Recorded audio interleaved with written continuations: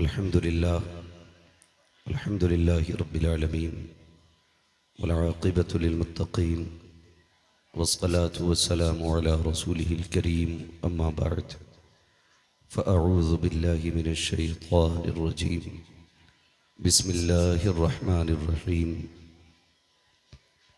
क़ुल हल यस्तविल लज़ीना यअलमून वल्लज़ीना ला यअलमून आमन्तु बिल्लाहि सदक़ल्लाहु मौलानल अज़ीम वसदक़ रसूलुहुन नबियुल उम्मियुल मुतीउल मुबीनुल मुईनुल करीम वनहनु अला ज़ालिका लमिनश शाहिदीन वश्शाकिरीन वल्हम्दुलिल्लाहि रब्बिल आलमीन। या खुदा बहरे जनाबे मुस्तफ़ा इमदाद कुन, या रसूल अल्लाह अज़ बहरे खुदा इमदाद कुन, या शहीद करबला या दाफ़िए करबो बला गुलरुखा शहज़ादे गुलगू क़बा इमदाद कुन।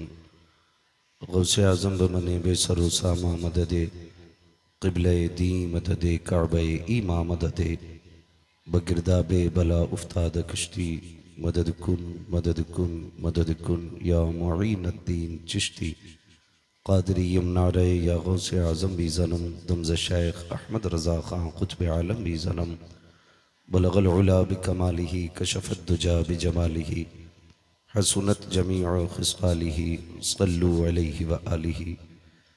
करूँ तेरे नाम पे जाँ फ़िदा, न बस एक जाँ दो जहाँ फ़िदा, दो जहाँ से भी नहीं जी भरा, करूँ क्या करोड़ों जहाँ नहीं। जिसको अपने नबी से जितनी मोहब्बत का दावा हो, कोशिश ये करें कि उतनी ही आवाज़ के साथ रसूल और आले रसूल की बारगाह में दुरूद व सलाम की डालियाँ निछावर कर लें। पढ़ें वाज़ बुलंद अल्लाहुम्मा सल्लि अला सय्यदिना व शफ़ीइना व नबीना व मौलाना मुहम्मदिन मअदनिल जूदि वल करम व आलिहि व अस्हाबिहि व बारिक व सल्लिम सलातन व सलामन अलैका या रसूल अल्लाह सल्लल्लाहु तआला अलैहि वसल्लम। अज़ीज़ान मिल्लत इस्लामिया,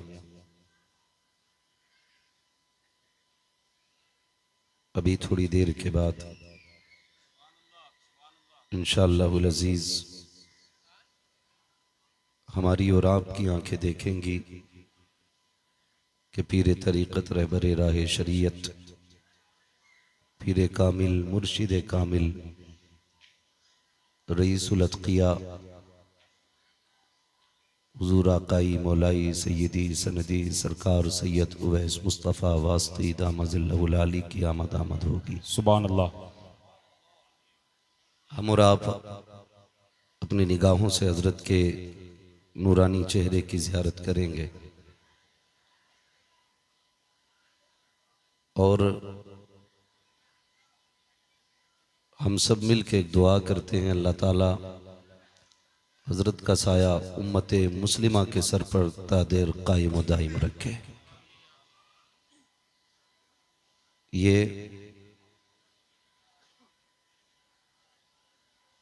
दारुल उलूम मदीनतुल अरबिया के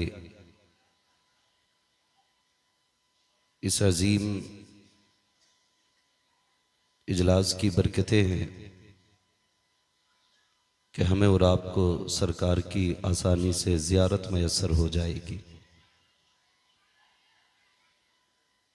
और देखेंगे कि जब हुजूर का बेटा महफिल में आएगा तो इंशाअल्लाह महफिल में चार चांद लग जाएंगे।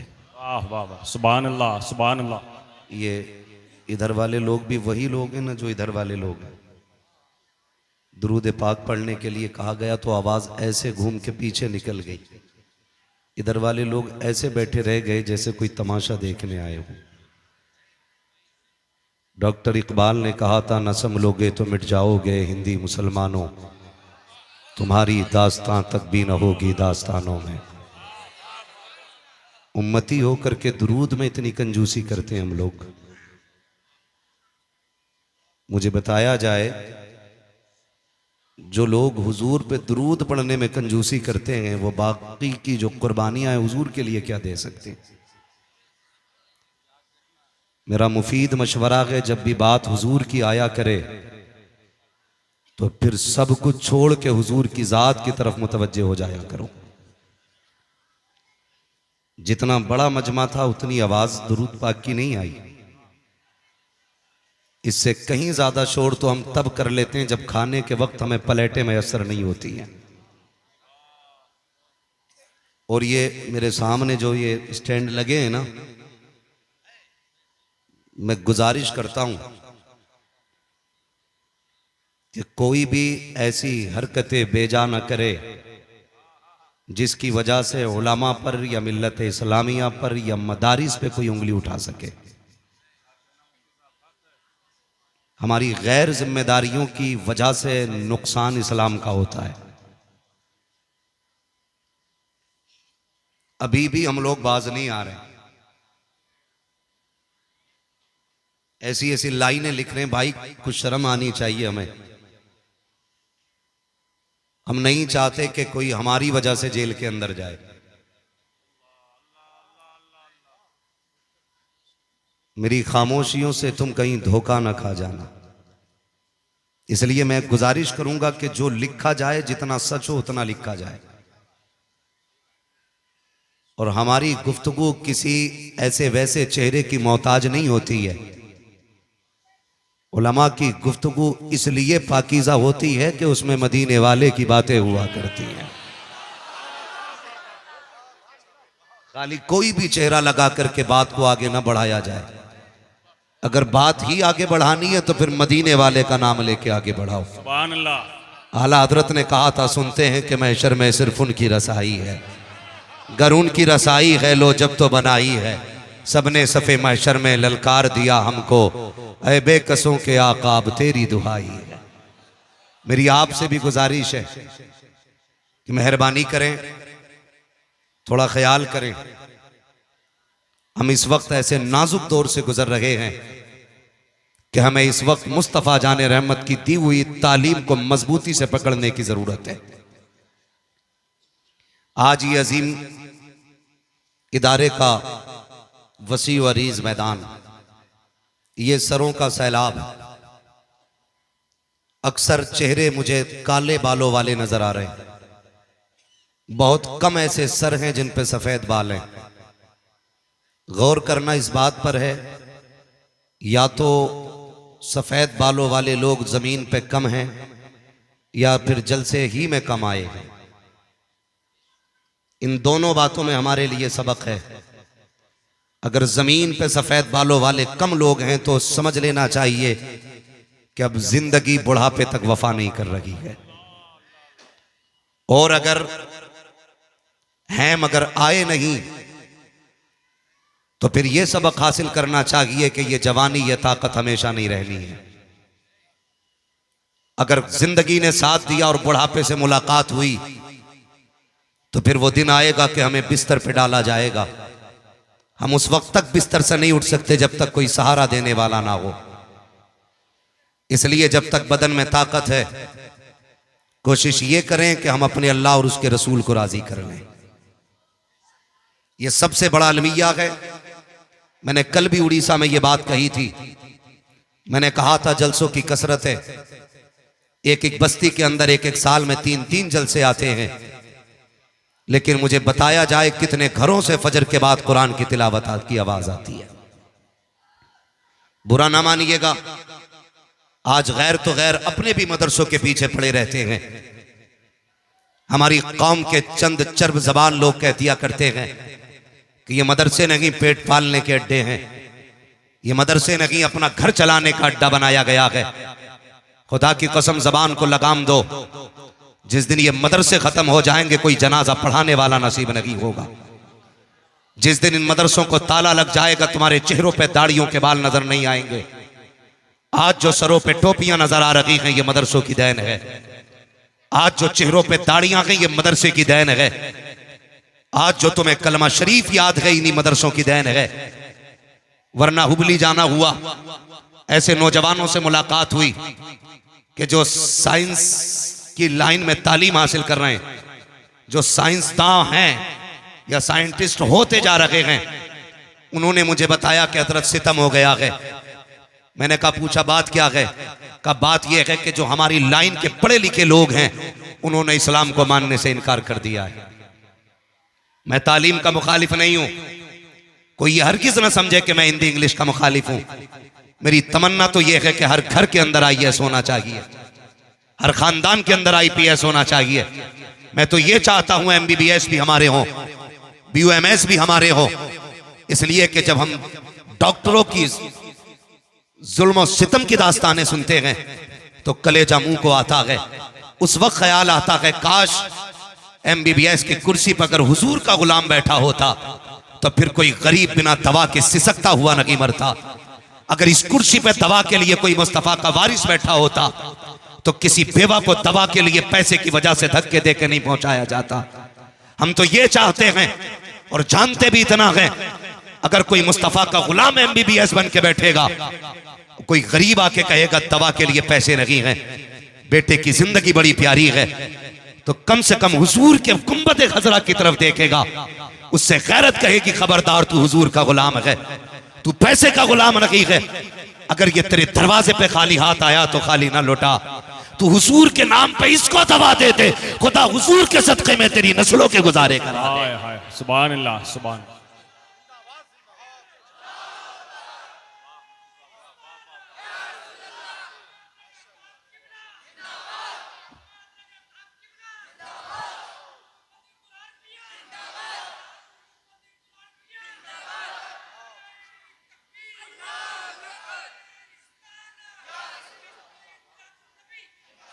हम तालीम के मुखालिफ नहीं, हम तो चाहते हैं पढ़ो और आगे बढ़ो।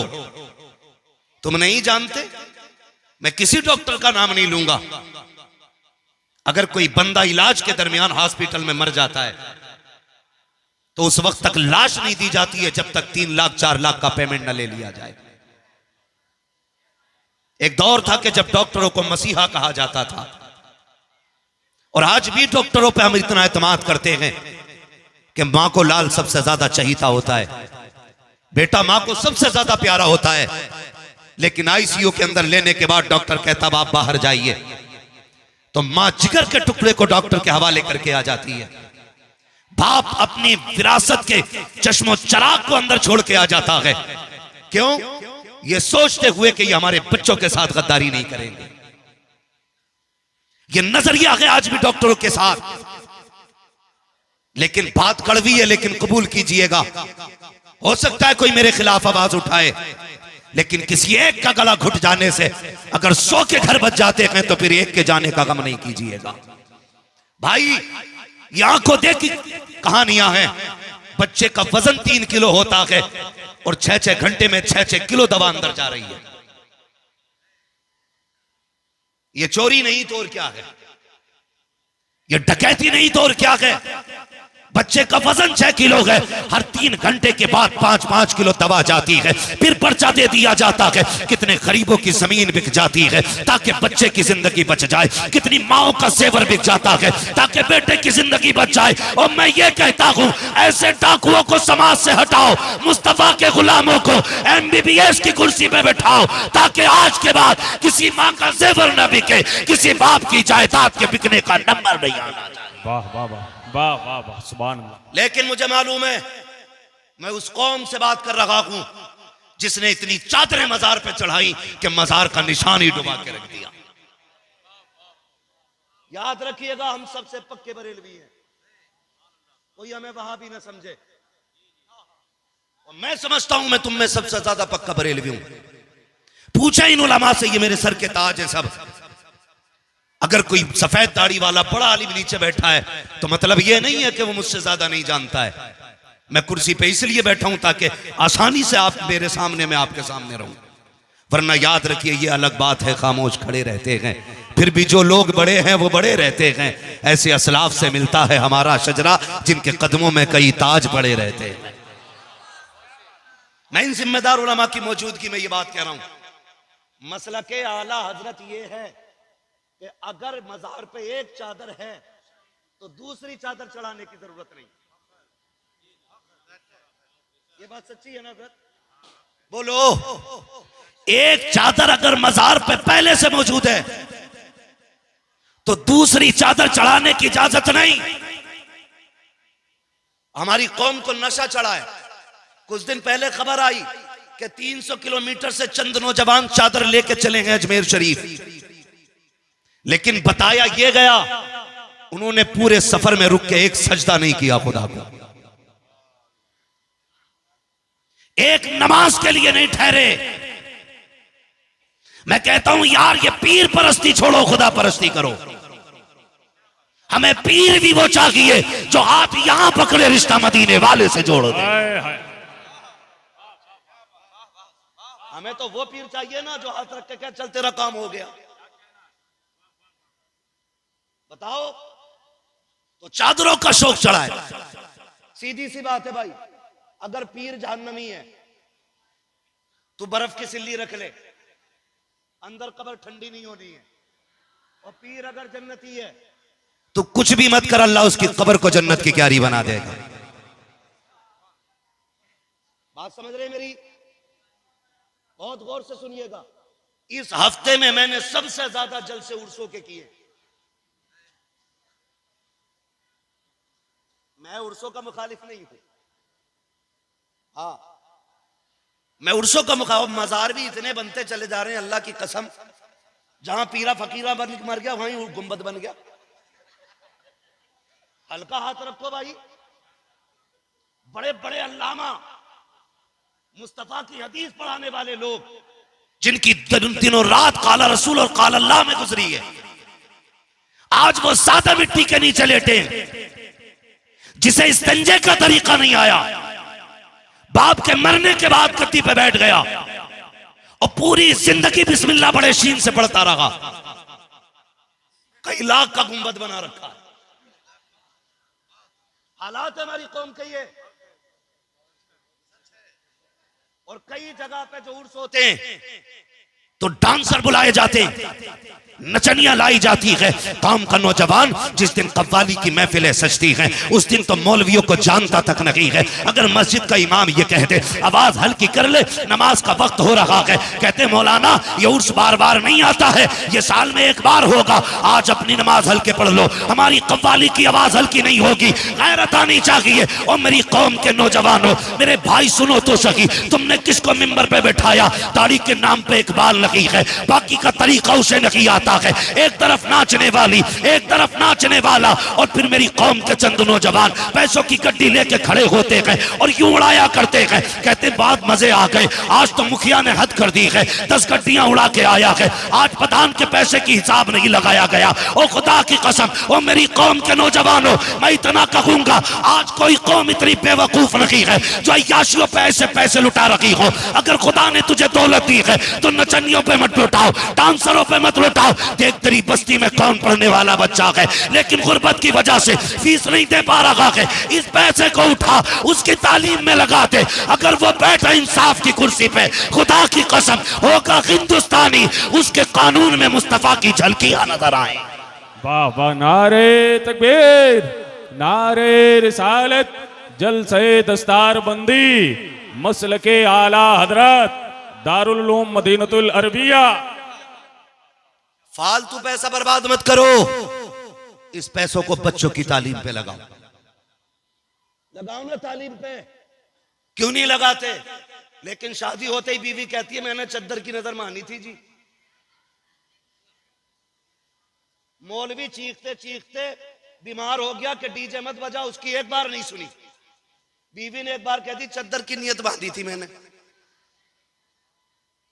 तो भाई साहब वो किसी की माने न माने, अब मोहतरमा की मानी जाएगी। अब चादर चढ़ेगी। मैंने एक बार ये कह दिया था भाई औरतों को मजार पे मत लेके जाओ, तो हमारी कौम खड़ी हो जाती है और फिर हमें वहां भी कह दिया जाता है। माफ कीजिए जनाब, वो तुम्हारा और मशरब होगा, हमारा और मशरब है। अल्लाह का शुक्र है हम सच्चे पक्के बरेलवी हैं। हमारे मतलब की बात होगी तो हम औरतों का मजारों पर बैठना हलाल नहीं करेंगे। जहां औरत के जाने से फितना है तो फितना रहेगा। आपकी रोटी चले या कतई ना चले, हम पे फर्क नहीं पड़ता है। तो मेरी कौम के नौजवानों, चादर लिए चल दिए। अच्छा एक बात बताओ, बुरी तो नहीं लग रही बात है ना? गलत सोच के तो नहीं आए थे कि जन्नत फ्री बटेगी। जन्नत अभी नहीं, जन्नत तब बटेगी जब अली का बेटा आएगा। इसलिए कि जन्नत हमारी नहीं, जन्नत उनकी है। आला हजरत ने कहा था तेरी नस्ल पाक में है बच्चा बच्चा नूर का। वाह वाह, तू है इन्हें नूर, तेरा सब घराना नूर। नूर का। जन्नत तब बटनी है इंशाअल्लाह। और जन्नत बांटने का हक भी सिर्फ अली के बेटों को हो सकता है, किसी पठान के बेटे को नहीं, किसी के तुर्क के बेटे को नहीं। क्योंकि हमारा तो अपना खुद का नारा यह है, तेरे टुकड़ों पे पले गैर की ठोकर पे न डाल, झिड़कियां खाएं कहां छोड़ के सदका तेरा। हालात ना गुफ्ता भी ही है, लेकिन अभी डांस बंद नहीं हो रहा हमारा, बराबर नाच रहे हैं। कह रहे यार टक्कर का मुकाबला कराना। हाँ, चंद गुंडे बैठ जाते हैं कव्वाल की सपोर्ट में, चंद बैठ जाते हैं कव्वालन की सपोर्ट में। इतना बड़ा मजमा मेरे सामने है, कोई बताएगा? मुझे तो नहीं लगता जमीन पे कोई इतना बड़ा बेगैरत होगा जो अपनी बहन को, अपनी बेटी को गैरों की नजरों में तमाशा बना के किसी जगह पे बिठाए। हो सकता है कोई? मैं तो नहीं समझता हूं कि होगा कोई। अभी इतने बुरे भी दिन नहीं आए हैं। अगर हम ये गवारा नहीं करते हमारी बहन बेटी किसी की नजरों का निशाना बने, तो फिर ये फिक्र उस वक्त कब कहां चली जाती है जब किसी की बेटी को नुमाइश बना के स्टेज पे बिठाया जाता है। क्यों नहीं सोचते हम इस बारे में? मेरे भाइयों, ये जो फालतू का पैसा इधर उधर खर्च कर रहे हो ना, ये तालीम पे खर्च करो, ये ग्रेजुएशन पे खर्च करो, अपनी कौम को आगे बढ़ाने पे खर्च करो। मैंने कहा मैं तालीम का मुखालिफ नहीं, लेकिन मैं चाहता हूं इमारत किसी भी तालीम की हो, लेकिन बुनियाद इस्लाम की होनी चाहिए। बुनियाद इस्लाम की होनी चाहिए। और मैं तो कहता हूं जो लोग मदरसे में खाली 2 साल आके सो जाते हैं ना, इंशाअल्लाह उनका ईमान मजबूत हो जाया करता है। मदरसे में रह करके सो जाना भी काफी होता है। मगर हालात हमारे ऐसे हैं कि हम ही हैं मदरसों के मुखालिफ, हम ही बंद करना चाहते हैं, हम ही टांग खींचते मदरसे वालों की। अपने बच्चों को दुनियावी तालीम के साथ साथ दीन की तालीम जरूर देंगे इंशाअल्लाह। पढ़ाएंगे बच्चों को इंशाअल्लाह, सारे बोले पढ़ाएंगे, दीनी तालीम भी दें और दुनियावी तालीम भी दें। ये जरूरी है। अपने बच्चों को दीन सिखाएं, अपने बच्चों को कुरान सिखाएं। जरूरत से ज्यादा जितने खर्च होते हैं इन्हें रोकें। मैंने तो एक सीधी बात और कही है, और मैं आपसे भी कह के जा रहा हूं, जिन जगहों पे साल में 3 जलसे हो रहे हैं वो 1 जलसा करो, और 2 जलसों के पैसे इकट्ठे करके कौम की जरूरत पे खर्च करो। ये लेकिन 1 जलसा जो होना चाहिए ये ऐसा होना चाहिए, ये तहरीक हो के एक एक बच्चा मर्दों का जलसे में आना चाहिए। ऐसे नहीं 50% जलसे में, 25% मेले में और 25% बिस्तर पे। सारे मर्द आके बैठे और दीन की बातें सुने, इस्लाह करें। वरना जो 75% अगर सुन के गए 25 घर लेटे ना, तो फिर ये 25% 75% को बिगाड़ देंगे। इसलिए कि खुजली का एक भी मरीज अगर घर में रह जाए पूरे घर को खुजली कर देता है। समझ रहे हैं मेरी बात? अगर 3 जलसे होते हैं, 4 होते हैं तो 1 करो, लेकिन सारे एक साथ आके बैठ के करो। और वहां फिर दिमाग के चस्के नहीं होने चाहिए। फिर मूंड बनाने की जहनियत लेके मत आना, ये सोच के आना हुजूर की महफिल में जा रहे हैं, तकदीर बना के वापस आना है। तकदीर बनाने की नियत से आओ।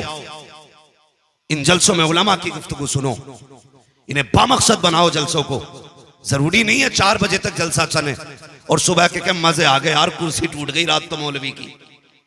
उसकी कुर्सी टूटी, तुझे क्या मिला भाई? कह रहा ये याद नहीं, जज्बात में नारों में ही सब खो दिया। हजरत जी इससे भी बड़ी तकलीफ होती है कि चलो भाई कोई मोतबर मुअज़्ज़ज़ शख्सियत है तो ठीक है, अब तो जो भी आ रहा नारे लगवाए चला रहे, नारे लगवा। और इतनी हटो बचो है, ऐसा लगता है कि जैसे कोई हजरत नहीं कोई तूफान आ रहा। हाँ भाई तूफान की तरह आ रहे। हम शख्सियत परस्ती में आ गए। मेरा ही मूड खराब हो जाएगा अगर कोई मेरे नाम के नारे लगाए तो।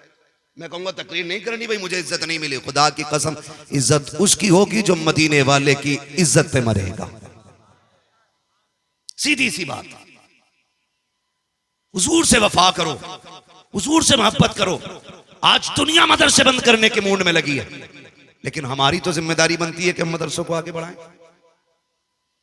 लेकिन हम भी क्या कहते हैं जी, ये तो पेट पालने के तरीके हैं, ये तो घर चलाने के तरीके हैं, खर्चे चलने मदरसे से।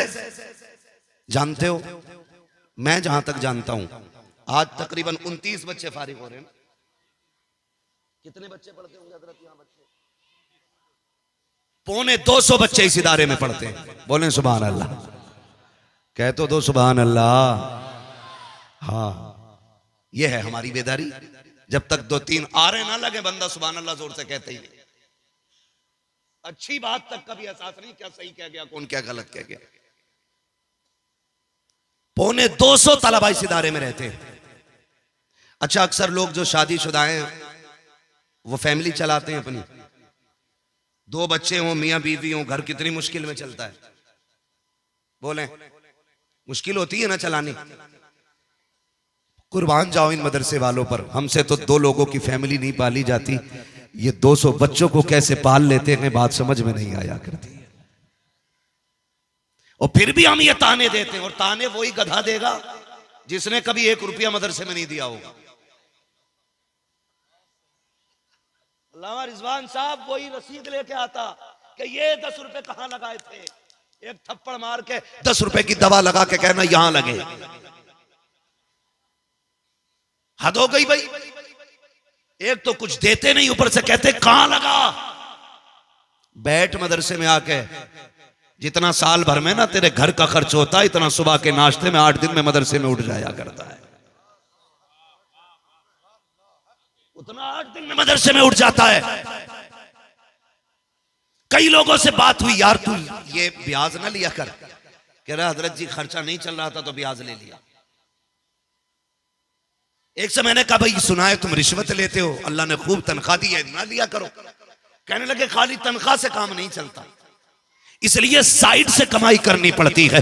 मैं पूछना चाहता हूं, तेरे घर के खर्चे अगर 50,000 में नहीं चलते हैं, कभी तू साइड से कमाई के नाम पे ब्याज लेता है, कभी सूद लेता है, कभी रिश्वत लेता है, कभी डाका डालता है, कभी फाइनेंस के नाम पे चोरी करता है। मुझे बता तो सकी, ये मदरसे वाले जब कभी कैंटीन में अनाज खत्म होता है, कभी खाने की किल्लत होती है, कोई बताएगा इनमें से किसी ने ब्याज लिया हो, इनमें से किसी ने रिश्वत ली हो, इनमें से किसी ने सूद का बाजार गर्म किया हो? नहीं, खुदा की कसम, ये कभी ब्याज नहीं लेते हैं, कभी रिश्वत नहीं लेते हैं। 6-6 महीने तनख्वाह उधार हो जाती है, कभी नाजायज 1 रुपया नहीं लेते। बल्कि जब मदरसे के अंदर खाने की कमी आती है, रिश्वत पे पैसा नहीं लाते, ब्याज पे पैसा नहीं लाते, मुसल्ला बिछाते हैं, रुख करते हैं मदीने की तरफ। ये रोक के दिखाते हैं, रिस्क का इंतजाम मदीने से कर दिया जाता है।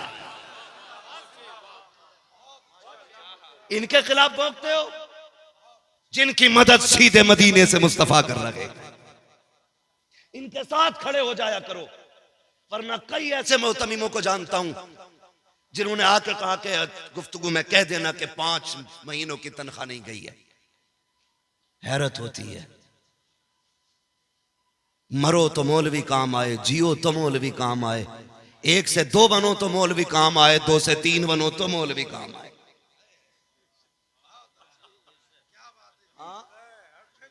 औलाद हमने बिगाड़ी अपनी, कहते हैं बेड़ा गर्क कर दिया मौलवियों ने। क्यों भाई, बेड़ा गर्क क्यों कर दिया? कि इनसे कौम संभल नहीं रही। एक बात बताऊं, सुनेंगे? कड़वी बात है। जिस तरह चश्मे, नदी, नहर, ट्यूबवेल का पानी फसल के लिए जरूरी होता है, उसी तरह आंखों का पानी अपनी नस्ल के लिए जरूरी होता है। बेड़ा गर्क हमने नहीं किया है, उलमा ने बेड़ा गर्क नहीं किया है, माँ बाप ने अपने बच्चों का बेड़ा गर्क किया है। सुने बर्दाश्त कर सकते हो तो जाओ, जाके बहनों से पूछना। हम कम से कम ये सोच के खुश हो जाते हैं, खुदा का शुक्र है हम उन लोगों में से हैं जिन्होंने माँ की लोरियां सुनी है। आज की नस्ल को तो मां की लोरियां तक नसीब नहीं। जरा सा बच्चा रोया, टंटना मंटना लगा के दे दिया। बैठ गई गीबत करने के लिए, चुगली करने के लिए। तेरी सास ने क्या कहा, तेरी नंद ने क्या कहा, उसकी बहू कैसी है, यही बात है। उसके हाथ में तुमने मोबाइल दे दिया। मेरी कौम के नौजवानों, बुजुर्गों, कान खोल के सुनना, आज बच्चे कमजोर हैं, इन्हें तुम्हारी जरूरत है। और अगर तुम इन्हें अपना वक्त नहीं दोगे तो कल जब तुम कमजोर हो गए, ये बच्चे तुम्हें अपना वक्त नहीं देंगे। जाओ मां बहनों से जाके कह दो, लोरियां बच्चों का हक है।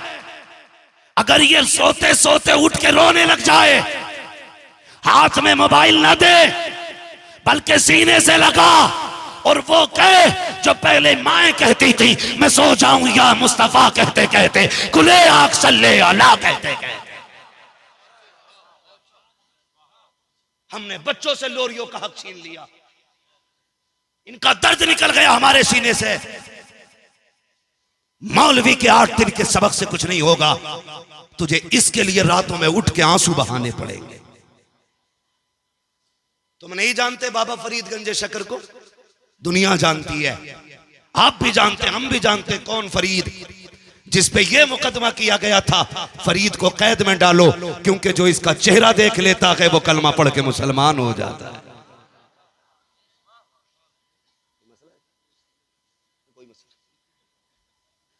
यह मुकदमा किया गया, इनको अंदर डालो। सुने सारे लोग, इनको अंदर डालो, जो इन्हें देख लेता मुसलमान हो जाता है। जज के सामने खड़े हुए, पेशी हुई। जज ने कहा दिखाओ ना फरीद कौन है। जिन्होंने मुकदमा किया था उन्होंने समझ लिया, मुंह देख लिया तो जज भी चला जाएगा। दिखाओ ना कौन फरीद है। मुकदमा था, चेहरा देख के लोग मुसलमान हो जाते। चेहरे पे कपड़ा है फरीद के। लोगों ने कहा कि ये वो शख्स है जो नकाब में खड़ा है, जिसका चेहरा देख के लोग मुसलमान होते। उसने कहा जज ने ऐसे कैसे हो सकता, मैं भी देखना चाहता हूं। मुशीरों ने कहा मेहरबानी करो मत देखो, जिन्होंने देखा वही छोड़ बैठे मजहब। जज ने कहा हम भी तो देखे, हमने भी तालीम हासिल की है, लेकिन निगाह के वली में वो तासीर देखी, बदलती हजारों की तकदीर देखी। कहा उठाओ तो नकाब। जैसी नकाब उठा के जज फैसला देना भूल गया, चेहरा फरीद देखा, कहने लग जाता है ला इलाहा इल्लल्लाह मुहम्मदुर रसूल।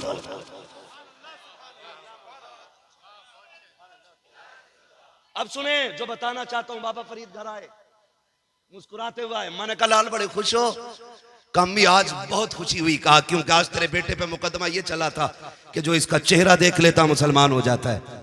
मां ने कहा था फरीद तो क्या हुआ? कहा अम्मा देख तेरे बेटे को रब ने क्या शान बख्शी है। मां ने कहा फरीद ये तेरा कमाल नहीं, ये तेरी मां का कमाल है। किसका कमाल है? बोले पीछे वाले भी, किसका कमाल है? मां का कमाल है। मां कैसे? कहा बेटे मुझे याद नहीं है, आज तक मैंने जब भी तुझे दूध पिलाया था बचपन में, कभी बगैर वजू पिलाया हो। और आज भी फरीद जब मैं सजदा करती हूं, दुआ के लिए हाथ उठाती हूं, तो कहती हूं मालिक मेरे बेटे को ऐसा बना दे कि जो उसे देखे वो तेरा हो जाए। ये मां की दुआ का असर होता है, खाली जिम्मेदार मौलवी नहीं।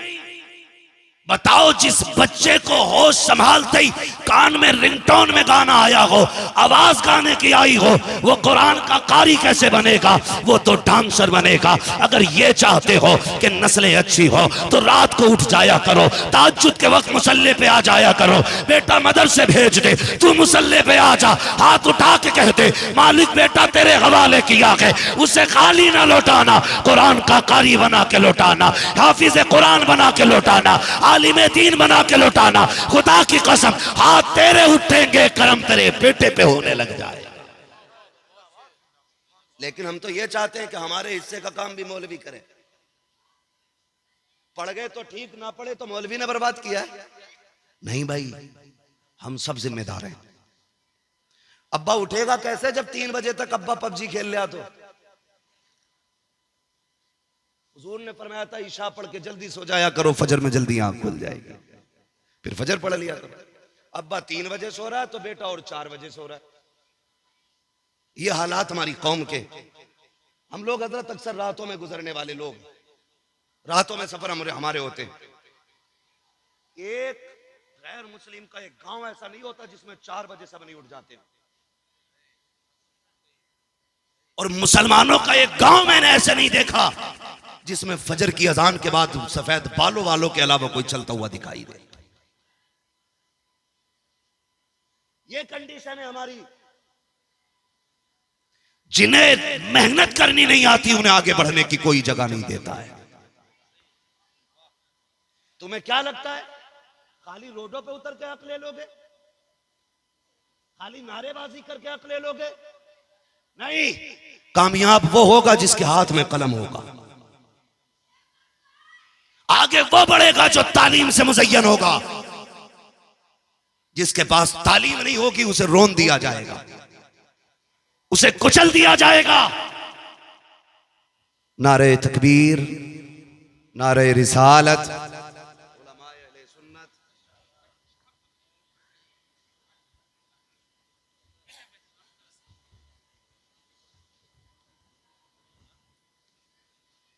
माशाअल्लाह। बैठ जाएं। हुजूर मुफ्ती साहब क़िबला की तशरीफ़ आवरी हो चुकी है। हाँ, अब आयत है मुंबर खास। मामला ठीक है, हजरत आ गए। अभी इंशाअल्लाह मैं समझ गया हूँ, सिग्नल हो गया।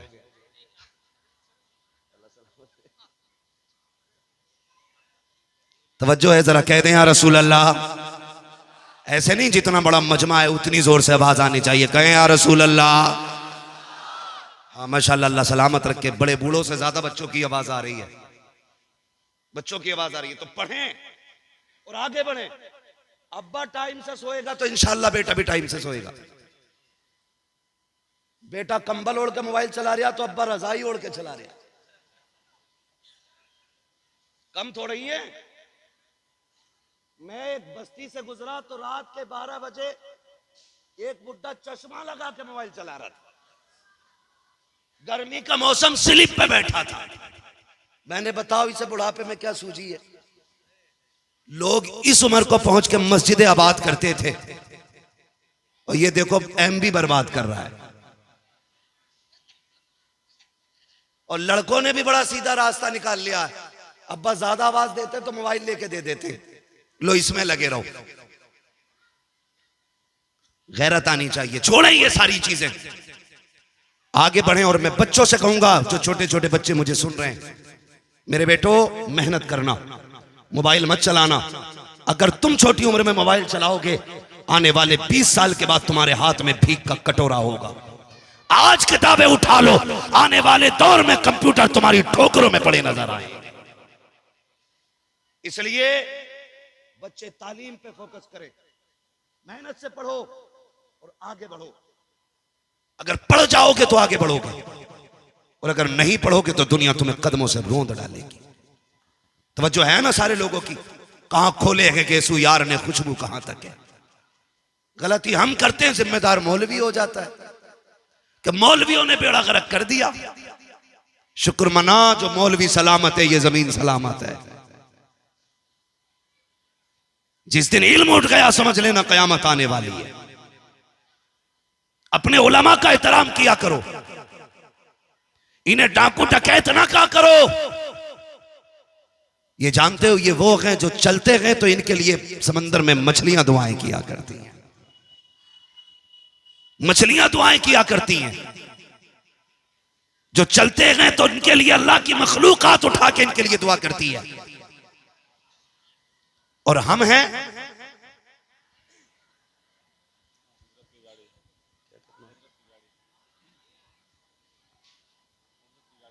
बता दूं, हाथ चूमने से ज्यादा जरूरी है कि हजरत के लिए सुकून के रास्ते हमवार किए जाएं। सुभान अल्लाह। मैंने पूरी जिंदगी में ताजुश शरिया के 1 से 2 बार से ज्यादा कभी हाथ नहीं चूमे, जबकि अक्सर सामना रहना होता था। इसलिए नहीं चूमता था कहीं मेरे मुर्शिद को तकलीफ ना हो जाए। हमारे मुर्शिद तशरीफ ला रहे हैं तो हमें तकलीफ नहीं देनी, ये रास्ते हमवार कर दो। इंशाअल्लाह खातून जन्नत का बेटा है, जबान खुल जाएगी तो बेड़े पार हो जाएंगे।